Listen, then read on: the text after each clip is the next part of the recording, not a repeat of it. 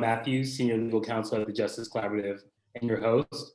And today we're going to be talking about how the COVID-19 pandemic has impacted Illinois jails and prisons. Let's start with some context. The pandemic is continuing to result in tens of thousands of cases across the country every day. Monday, there are more than 21,000 new cases in the country, more than 4,000 of which were in the state of Illinois. Cook County, which includes Chicago, has one of the worst hotspots in the country at its jail, even though its jail population is down about 25% since the start of the pandemic. We have seen too many cases like Nicholas Lee, who died at 42 in that jail while awaiting trial, before he was convicted of the charges against him. He left behind a wife who called for help well over 100 times and later told ABC News, quote, "Cook County found my husband guilty and gave him a death sentence. That's not fair." Most media coverage from papers like the Chicago Tribune cherry picks examples of people who are rearrested after being released from dangerous pandemic conditions in jails and prisons, neglecting to mention that these individuals were held only on money bail, and that a wealthy person in the same position would have never been in jail at all waiting trial. In the midst of COVID-19, this type of alarmist journalism can cost lives. Experts knew these dangers going into the pandemic. In late March, 17 of the most prominent public health experts in Illinois sent Illinois Governor J.B. Pritzker a letter urging him to rapidly decarcerate the state's prisons in response to the pandemic, including by releasing elderly, incarcerated, and other vulnerable populations. Since then, some 4,000 out of around 40,000 people have been released, and Governor Pritzker has commuted 20 sentences. Our guests today are going to talk about political leadership surrounding the efforts to decarcerate Illinois and flatten the curve there, and media coverage around those efforts. We're excited to be joined by Cook County State's Attorney Kim Foxx, whose jurisdiction includes Chicago, Illinois General Assembly Deputy Majority Leader Jehan Gordon Booth, and Loyola University Chicago Professor Maria Huilo. I'd like to introduce Cook County State's Attorney Kim Foxx. Kim, you've been speaking publicly about the urgent need to decarcerate responsibly in light of the pandemic. Can you explain to us, what is the state of the pandemic in Illinois jails and prisons? Thank you. We have been working on decarceration efforts in Cook County before the pandemic even began. We've been working as a collaborative on reducing the jail population. We have one of the largest jail populations in the country, have been under a federal consent decree for decades, and have over the last several years reduced our population by about 40% before the pandemic. When the pandemic hit, and as it became abundantly clear that jails and prisons would be petri dishes, if you will, because they're congregate settings that aren't conducive to social distancing, all of the things that we're being told to keep safe, you are unable to happen in jails and prisons. We worked with the public defender, the chief judge, and other criminal justice stakeholders to immediately start an effort to do as many decarceration attempts as we could while balancing both public health and public safety. And as of yesterday, the jail population in Cook County has dropped by 28% since March 16th, which right now we're at the lowest that the jail has been in decades. But certainly the conditions in the jail, which are under the control of the sheriff, are things that we need to continue to monitor. Definitely. Thank you for your collaboration with public defenders and being open to really considering the impact of the COVID-19 virus and how people are going to die if things don't change. Can you explain what kinds of policy shifts are most urgent at this time, in your view? Yeah, I think the fundamental question of who do we have in our jails and why? The fact that we've been able to drop the population in 8 weeks by almost 30% to the tune of almost 2,000 people should have us evaluating, well, why were those people there in the first place? So evaluating again and calling for an end to cash bail. What are the crimes for which we believe that people should be detained? Clearly, we've determined that there are several that they should not be. So from a broader policy impact, it is doing that assessment of public health and public safety, and not having them separate. We have to have those conversations together because this public health crisis has illuminated that. Definitely.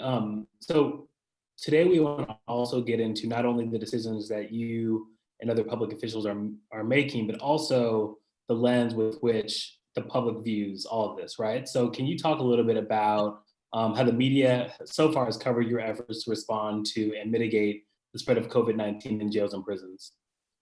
Listen, there is probably no more risk averse profession than in the criminal justice space. And it takes political courage to be able to talk about decarceration, to talk about letting people go when there is a narrative about the people in our jails, that there is, despite American jurisprudence that says people are there, are innocent until proven guilty, a perception in the media that anybody who is in jail must be guilty. And so there has been some pushback from media wanting to get a gotcha, wanting to prove that these decarceration efforts are making us less safe. But I've also been encouraged that there has been a lot of media that has highlighted the fact that we've been able to reduce that jail population. There has been a lot of media that has highlighted the stories of the men who have died in Cook County Jail to paint them in a whole picture. And it's been disappointing, but not surprising that there have been some outlets who've used this as an opportunity to promote an agenda of fear mongering around criminal justice reform. Are there any of those stories that have been particularly powerful for you and that have motivated you to continue to do the work that you're doing? I think the story, that you introed with about the wife who was calling the jail a number of times to check on her husband. And the reality is that there are some people who are office believe that in the interest of public safety needed to remain in custody, but that doesn't mean that that person should have been given a death sentence. That the humanity, even if they are facing serious charges, they are still humans. The story of the man who died, who chose to stay in custody because of the fear of immigration consequences, those should highlight a deeper interrogation of how we do the work that we do. So I've been impressed that there have been stories that have told the full humanity of these men who passed away, that they weren't simply statistics, and it pushed back against the narrative, don't do the crime if you don't want to die in prison. No, thank you for saying that. And that's so important. Whether someone has committed a crime or not, they didn't sign up for a death sentence. And especially if they haven't been convicted, like it's insane that people are okay with people dying without even being convicted of a crime, right? And being subjected to a death sentence. So thank you for your work in that area. I'd like to bring in State Representative Jeanne Gordon Booth. State Representative Gordon Booth, you've long advocated for decarcerating jails and prisons to help communities. How do you feel the media in your community has framed the public health crisis in jails and prisons? Good afternoon, everybody, and great to be in this space with you all.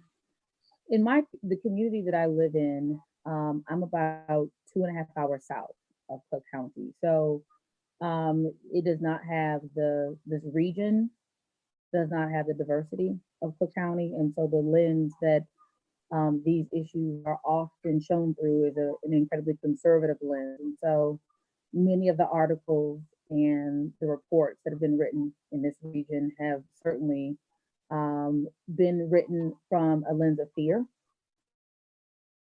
with the desire to make people fearful about what's happening and the things that are looking to be done, not only in the Illinois Department of Corrections, but also many of the decarcerating efforts that are being taken on by our local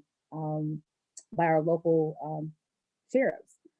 So it's one that we have to always be vigilant about. But I also think that this is a long game, right? Like we're not in this for a few weeks or even a few months. And so there's a lot of work and a lot of effort that's gonna have to go into providing subsequent pushback from a grassroots perspective. And I think that much of that is beginning to bubble up right now. So I am encouraged by the fact that there are communities around the state that are beginning to organize around the fact that there's one narrative being pushed about the decarcerating work that's happening around the state. How specifically are you combating that narrative of fear? You know, like what are some steps that you've taken or things that you've said to push back against that narrative? So some of it is, so for example, we have a deputy governor here in Illinois. His name is Jim Mitchell, African American male. His deputy is a woman by the name of Bria Scudder, African American woman. They're both incredibly committed to our community, and they've been working on the issues within corrections specifically. And for example, when there was the outbreak that happened at Statesville, there was an effort made to single out those two individuals because folks that were in DOC were being transferred from Stateville to the hospital systems in and around Joliet, which was the closest hospital system that makes the most sense. There were elected officials, individuals elected in the Illinois General Assembly that went on local media sharing the deputy governor's personal cell phone information as well as emails, stating that they didn't want those people in their hospital systems. And so when things like that happen, like those are, for many of us, it makes the hair on our shoulders and arms stand up because we know what we hear when we're saying that. Things like that decrease, the efforts are to decrease the humanity of the individuals that are incarcerated. And that just like anyone else needs proper health care at that point. So there have been efforts within our own caucus to manage folks in the parts of the state where maybe we don't represent, right? Or folks that aren't as close to this issue as we are, to manage them in a very hands-on personal way to ensure that things like that don't happen again in the future. Because we have to know that there is a narrative that can be spun by the media, but then there is a narrative that can be spun by people that are in leadership positions that actually could potentially do even more damage to the work and progress that we're trying to have with this issue. Because again, this isn't going anywhere anytime soon. And so looking at making sure that there's an understanding that we're going to work through these issues in a way that doesn't put literally thousands of men and women in harm and in jeopardy because people are fearful of making tough or swift decisions as it relates to protecting the healthcare of people who deserve as much protection as anyone else from this rabid virus, COVID-19. So thank you for mentioning those other leadership positions and how this is a long game. What specifically, like what more is needed from the governor and other leaders to contain the spread of COVID-19 in Illinois prisons and to facilitate a recovery more broadly?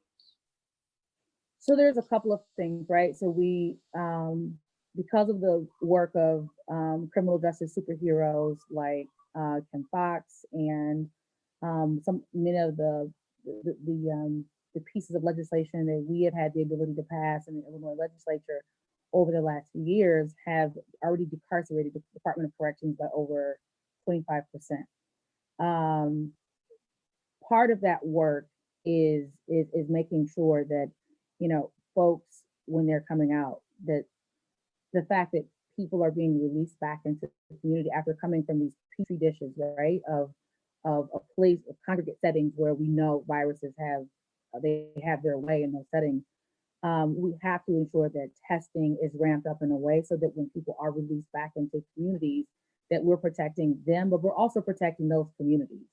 So testing needs to be much more prevalent with folks that are being released and going back into community. Yesterday was the first day that we had hit the milestone of doing 29,000 diagnostic tests. We have to continue to ramp those up because we can't be sending men and women back home to their families without having been properly tested. One of the other issues that I've been working closely on with the administration is identifying housing. We know that we need people to try to remain in a bubble as much as possible, even though there are massive efforts in communities around the state. So outside of Cook, there is, it's the Wild Wild West in the rest of the state in terms of mayors and other local elected officials doing their own thing in regards to the executive order, the stay-at-home order. My community just went live today. They are laying out their own plan. And so with that said, we really have to be very concentrated on ensuring that we should be doing this anyways, right? But this is creating an opportunity for us to show we can identify housing for individuals that are coming home from corrections. We should have been doing it all along, but COVID has created this space where clearly now there's an understanding that we absolutely should be providing housing for folks. And so we've been able to identify, working with Chicago Cred and a couple of other organizations, over 1,000 units of housing, particularly in Cook County for folks that are coming home from DOC. So I think that, making sure that there are proper wraparound services for folks, making sure that the diagnostic testing is what it should be before folks go back into community and go back to their families. And making sure that when going back to your family isn't an option, that there is adequate housing for folks, not only for themselves, but to protect the larger general public. Absolutely. I'd like to bring in Professor Maria Hawilo into this conversation. Thanks so much for joining us. Professor Hawilo, considering the pandemic, are elected leaders doing enough to decarcerate? John, thank you for having me here. It's a privilege to be here and I'm honored to be here with the panelists as well. I want to answer that question directly. And before I do, though, I just want to frame this for us a little bit. We are in the midst of a mass incarceration crisis, one that has disproportionately, as State's Attorney Foxx said, impacted communities of color, children of African-American men and women, and people in poverty primarily. We lock up more people for longer than anywhere else in the world. Our prisons are overcrowded and overwhelmed, and that crisis had already created a public health disaster long before this pandemic hit. Prison populations were more vulnerable to communicable diseases. Prison ventilation systems increased the risk of illness, and lack of access to quality healthcare and food increased the risk of diabetes and heart disease and all these other morbidities or comorbidities. COVID-19 has already compounded and has now compounded this already existing crisis. In Illinois, for instance, over 900 people at the Cook County Jail, that includes employees, had been diagnosed with COVID-19. Those are confirmed cases. There are likely many more. At least 7 inmates have died. At the state level in state-built prison, about 200 people of whom we are aware have been diagnosed, but there are likely many more. According to a recent ACLU study, failure to aggressively decarcerate could add 100,000 additional fatalities to the overall US death count. That's people in and out of jail. So we should act with that urgency in mind. I was heartened to hear, and I know Kim also feels that people in prison and jail matter, their lives matter, and they matter just as much as our lives. The jail has dropped to its lowest level, that is true, but there are still thousands of people who haven't received a review of their bond.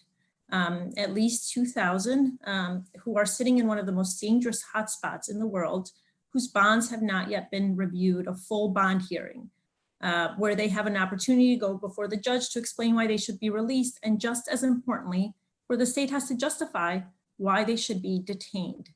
Now, I think that this is not an easy problem, and I want to acknowledge that and state that up front. These are complex situations.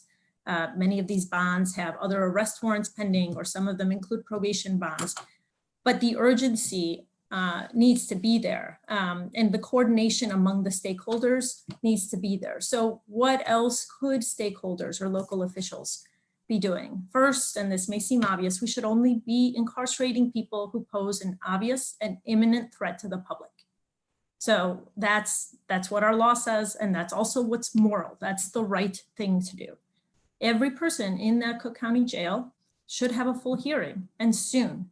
This pandemic is only going to get worse. As the summer goes on, arrest rates are going to go up, and more people are going to be incarcerated.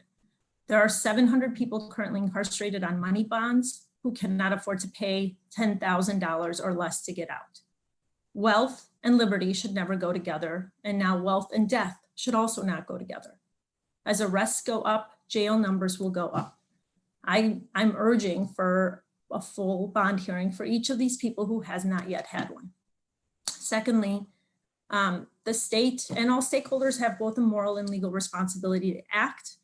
That's what the bail statute requires. Many of the cases, there has been an opposition of release, and I just urge that we reconsider releasing or not opposing release in many of these cases. Finally, the courts are closed for the most part as a result of this pandemic. We need to start imagining a world where we resolve cases in a just and more efficient manner, notwithstanding this COVID pandemic, which will be with us for some time. We cannot shut down until there is a vaccine. People are coming into the jail. They need a way to get out beyond the bond hearings. So that's with respect to the jail, and I think what more could be done. In addition to the jails, our prisons are overcrowded and overwhelmed, and they have been for a long time. There were over 40,000, 44,000, 48,000 people in a prison system meant to hold 32,000 people. And so there is no such thing as social distancing in prisons and in jails. The governor has taken some positive actions, and I want to acknowledge that. He's eased restrictions on early prison releases for good behavior. He signed an order allowing the IDOC permission to temporarily release medically vulnerable people, medical furlough. The IDOC has the necessary mechanisms, but they just haven't been used. 15 to 20 people have been released on these medical furloughs. Clemency, the governor has the power to commute these sentences, but just hasn't been done in the manner that we need, particularly in this urgent situation. Other states across the nation are doing more. Compared to California, 10,000 people have been released. In Wisconsin, 1,600 have been released from state prisons, the majority of whom were detained for technical violations. And while Illinois has released 4,000, at least 3,000 of them were already completed with their sentences. So we just need to get to a place where clemency is used more widely. There are, of course, community organizations and advocacy groups and on-the-ground groups who are doing all of this hard work and preparing places for people to come back to and doing the advocacy work. And I want to acknowledge that. I'm just urging our governor to act with more urgency here. So I think those are some of the things that could still and very much still need to be done. Thank you so much. That was a lot. I hope our viewers were taking notes. That is so much. I'd like to, give Kim and Jehan an opportunity to respond to some of that. But before, I just wanted to get into a report and some polling. So the Justice Collaborative Institute and Data for Progress issued a report with Professor John Pfaff outlining the need for rapid decarceration and the broad public support for early release and alternatives to jail. What we found was that well over 6 in 10 voters across party lines support such measures. So, with that in mind, and everything that you guys have discussed, what more is needed? There's been a lot of movement in Illinois prisons, the Cook County Jail. COVID-19 continues to spread in those facilities, and their populations, as you mentioned, Professor Huilo, they prevent social distancing from happening and spreading like wildfire. What more needs to be done? And feel free, to respond to any challenges you foresee, coming down the pipeline for you and how advocates can support. So, but to make it a simple question, what more is needed for you, Kim? Like what support do you need? Yeah, thank you. And thank you, Professor, for your analysis. Listen, I wholeheartedly agree that we continue to need to work with urgency. But I want to separate two things. There are going to be instances by which our office will object. I mean, we do have to balance public health and public safety. There are some folks who, given the nature of their charges or their proximity to the victim or things that happen, where that's just not going to be possible. At the same time, that does not mean that there is not a responsibility to make sure that every effort is done in those jails to ensure people's health. And if that means, doing everything that we can to make as many people who can be out in the public out so that we can put measures in place for single cells or sanitation and the like, that should happen. And that falls on the sheriff. For us, we have, and I'm very proud of the fact, worked with the public defender and the private bar, where we may not always agree, but when those cases are coming, bring them before judges.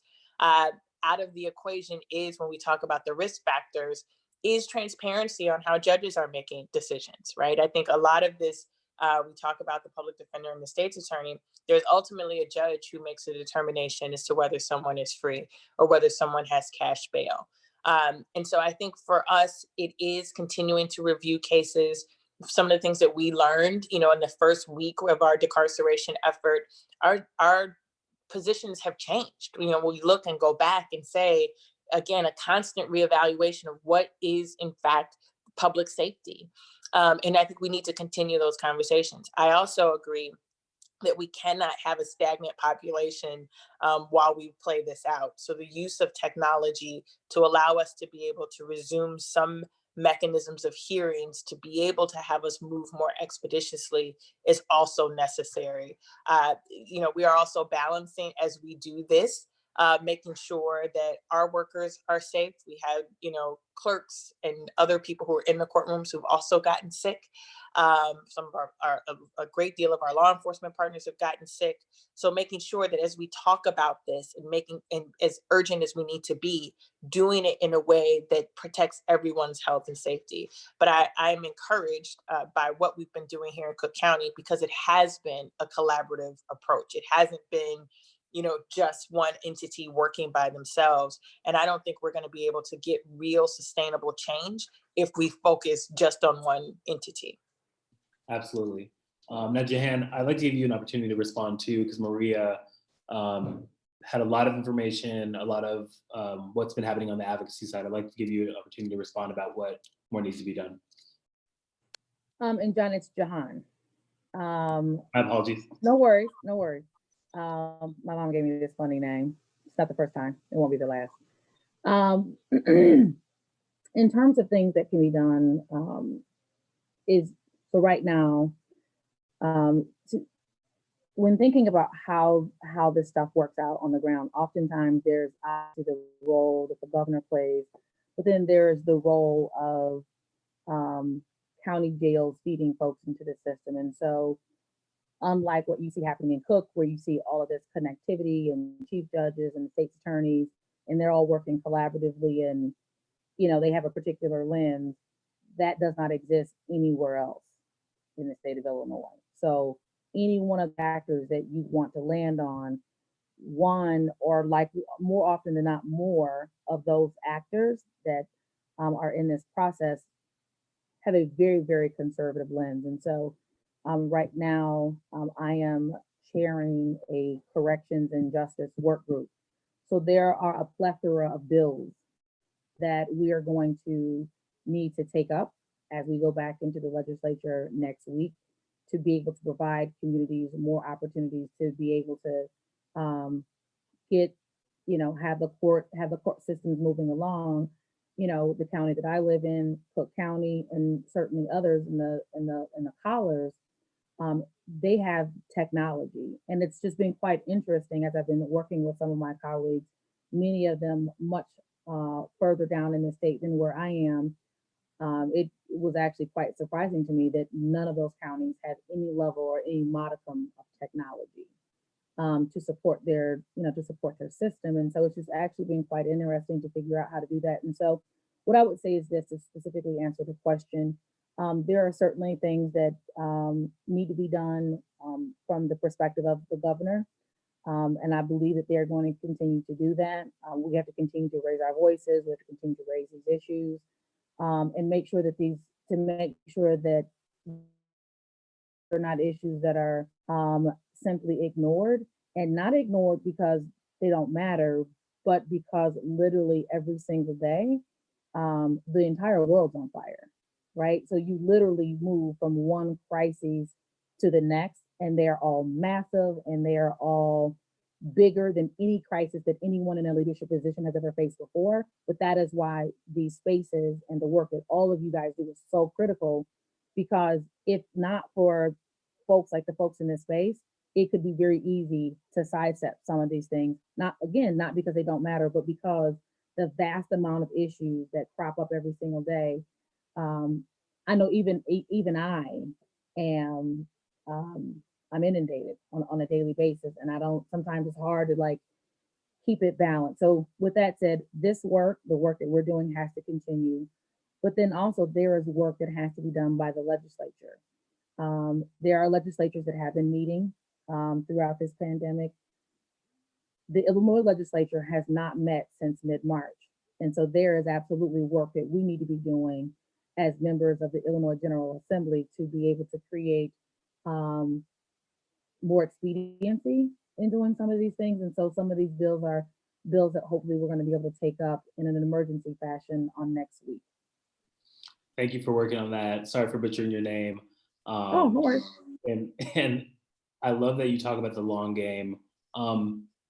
Maria, can you talk about, thinking about the long game, we talk about mass incarceration, what would COVID-19 look like if we didn't have a system of mass incarceration in this country? And specifically, can you relate that to what we were just talking about in terms of people not, people are inundated with news, COVID-19 news that's affecting every aspect of society. Why is mass incarceration central to the COVID-19 story? Well, yes, thank you. Let me begin with your first question there. If we weren't in the midst of a mass incarceration crisis, one that has spanned decades, our rate of incarceration, if it were similar to that of the rest of the world, would be, for instance, in the Cook County Jail, where the pre-COVID population was about 5,500, we would be looking at something like 1,800 people. That would be the average rate of incarceration if we were equal to most of the rest of the world. Of course, 1,800 people, that's a lot easier to deal with in terms of social distancing, in terms of providing the necessary equipment for safety, in terms of bond hearings and all of the important work that is being done and has to be done. But because this pandemic is happening at the same time as we have had this mass incarceration crisis, we are left to deal with overwhelmed systems everywhere and all around the country. And good people trying to do good work within these overwhelmed systems. And so in thinking about how this pandemic might change our focus a little bit, first of all, I absolutely agree with Kim that this begs the question, why were all these people locked up in the first place? If we can, all across this country, release people in these ways, and again, more has to be done, but still, there has been release in all of these ways, whether at the state level, at the jail level. Why were they all locked up? The silver lining here is we need to look back and really understand how we can continue this progress so that we really do start to make a dent in the mass incarceration system. And so in thinking about it, I think that's the principal question. Our jails, our prisons need to go back to being used only for necessary detention. That is it, and for nothing else. Thank you so much. Before we close, I'd like to give you guys an opportunity to, describe a story that you would want told today, right? So we talked a little bit about media. Is there any story that you would want to be told today? Like what, and that could be a headline or something you've come across with respect to, the jails and prisons and the work that you guys are all doing. I'd be happy to start here. I think the way I'd like to address this is by thinking back about my work as a public defender and the people I met, both the people in the communities, my clients, and I think now of some of my clients, many of whom were guilty of the crimes of which they were convicted, some of whom were guilty of violent felonies. They served time in prison, they were released, as the vast majority will be. And one now owns a small business, for instance. I keep in touch with him. Another is a postal worker, an essential worker, a young kid who committed a violent crime and was released and is now an essential postal worker. A third is helping with the COVID pandemic in New York City, doing the work that is absolutely necessary. Those are the stories that I want to hear more of. These are productive members of the community who can be rehabilitated, and we should grant them the mercy and us the mercy to see that. That's the story that I'd like to read more of. I love that. Thank you. Yeah, I think that's right. The humanity of all of this, we've been talking about numbers and incarceration rates and percentages down, that these are actually people. And for the cherry picking of the 2 or 3 cases here, it's not telling the story of literally the, 1,500 plus who have not found themselves back in trouble, who are able to provide care for a loved one, for a child. Before we came on, Maria and I were talking about the challenges of being at home and caring for children. These are mothers who are home with anxious children now, who in the midst of this awful pandemic and anxieties are high, are able to be connected to their families as they get through this. And so I think those stories of the successes are not being told, and the humanity of what this is should be lifted. And I think aside from that is also the story. Again, there's much work to be done about the collaborative process. Cook is unique, and it's taken us years to get here, where we aren't sitting and finger pointing about why the system is broken. I think there's been a universal agreement among the stakeholders here that the system that we were working with pre-COVID was not working in the best interest of all our communities. When we talk about public safety, we still have a gun violence problem in Chicago. We're still losing a lot of young people. And so the bail system wasn't making us any more safe because we were still losing folks. And so it's allowing us to be more creative and more innovative and more thoughtful. And my last point, there's been a lot of conversation around the disparities and the death rates with COVID, particularly on Black communities. And those same risk factors around access to healthcare, access to mental health, food, education, economics, the job losses are the same populations we see in our jail. And so for the humanity that we see for people who are suffering in community, the transfer of that same concern, because a lot of the people in those jails are also been my victims as well. So she talks about her clients, we know that the same people often inhabit the same body. The same concern that we have for victims of COVID-19, I hope that we have for those people who are entangled in our criminal justice system. Absolutely. Excellent point. What I would simply share is something that I've been witnessing happening throughout the community, and that is just merely sharing the stories and uplifting the stories of individuals that have not been incarcerated in the last year or so, but certainly folks that proudly carry that banter and certainly are doing a lot of narrative shifting work in a community like this one. There's a gentleman who is in the Peoria community. His name is Terry Burnside. He's an activist, always engaged on the front lines. This is an individual who we saw a few weeks ago when PPE was all the, was very scarce. This is someone who was literally himself sourcing PPE and delivering it to the elderly in our community when they could not get access to it. There's another gentleman who I also want to uplift in this moment. His name is Carl Holloway. This is a gentleman who has also been incarcerated and tells his story very freely, works with young people. And our community, like so many other communities across the state, what COVID did was it exposed many of the ills and the fact that our social contract has been broken, and it's been broken for a long time. So when thinking about what it means to socially distance and for children to be able to learn while they're away from school, obviously in many communities across this country, there was a mass push for many of these school districts to run out and go to get hotspots for their students, and also technology for those households and for those families. And so literally you had this gentleman named Paul Holloway and a host of other men and women who had all been formerly incarcerated, who were the first ones to put their hands up to say, we want to make sure that our children are not left behind, that the divide want to be that prevents our kids from being exactly where they need to be when this is all over and they go back into school. They were on the front lines of making sure that they were going to the homes of families to ensure that our children don't experience learning loss that has been projected by many experts in the field around education. And so the reason why I wanted to tell those specific stories of those gentlemen is because those gentlemen are doing God's work.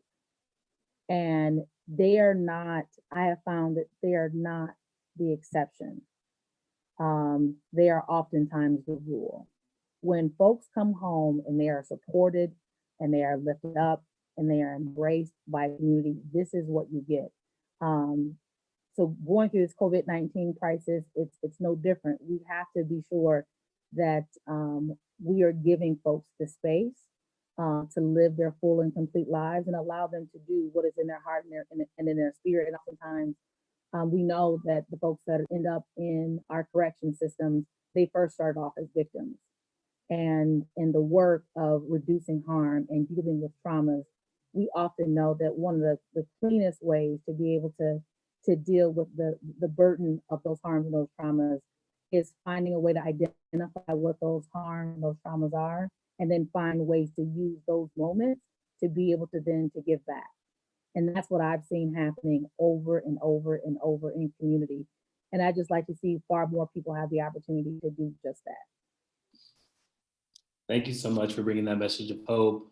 Thank you guys all for bringing, sorry, you women, see, I keep saying guys, just for telling these powerful stories, for showing up every day, for taking the time out of your busy schedules to come on the show. I know it's very valuable and powerful for me. I hope it's the same for our viewers. And yeah, look forward to continue this conversation and our collaboration in the future.